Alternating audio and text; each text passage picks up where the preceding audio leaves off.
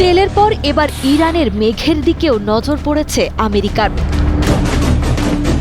মধ্যপ্রাচ্যের ভূরাজনীতিতে সম্পদের দখলদারি নতুন কিছু নয়, তবে সাম্প্রতিক সময়ে প্রকৃতির অস্বাভাবিক আচরণকে কেন্দ্র করে সম্পূর্ণ নতুন এক বিতর্ক দানা বেঁধেছে। দীর্ঘস্থায়ী খরার পর হঠাৎ করে ইরাক, ইরান ও তুরস্কে দেখা দিয়েছে অপ্রত্যাশিত প্রবল বৃষ্টিপাত। আর এই আকস্মিক পরিবর্তনের কারণ খুঁজতে গিয়েই সামনে আসছে এক চাঞ্চল্যকর দাবি।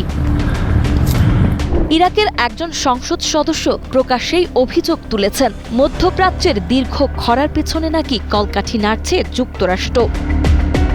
সামাজিক যোগাযোগ মাধ্যমে ছড়িয়ে পড়া তথ্য অনুযায়ী বিমান ব্যবহার করে এতদিন ওই অঞ্চলের মেঘ চুরি বা মেঘ ভেঙে দেওয়ার কাজ করছিল তারা। আর এখন চলমান যুদ্ধ পরিস্থিতিতে আমেরিকা ব্যস্ত থাকায় তাদের কার্যক্রম ব্যাহত হচ্ছে, ফলে দেশগুলোতে স্বস্তির বৃষ্টি ফিরেছে।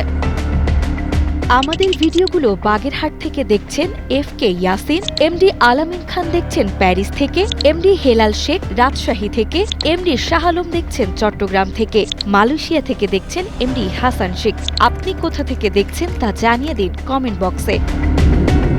তবে আবহাওয়াবিদ ও বিজ্ঞানীরা এই দাবিকে পুরোপুরি অবৈজ্ঞানিক বলে উড়িয়ে দিয়েছেন। অনেকেই ক্লাউড সিডিং প্রযুক্তিকে অস্ত্র হিসেবে ভাবলেও এর প্রভাব অত্যন্ত সীমিত। এটি কেবল বিদ্যমান মেঘ থেকে সামান্য বৃষ্টি বাড়াতে পারে, পুরো আবহাওয়া নিয়ন্ত্রণ বা মেঘ চুরির ক্ষমতা এর নেই।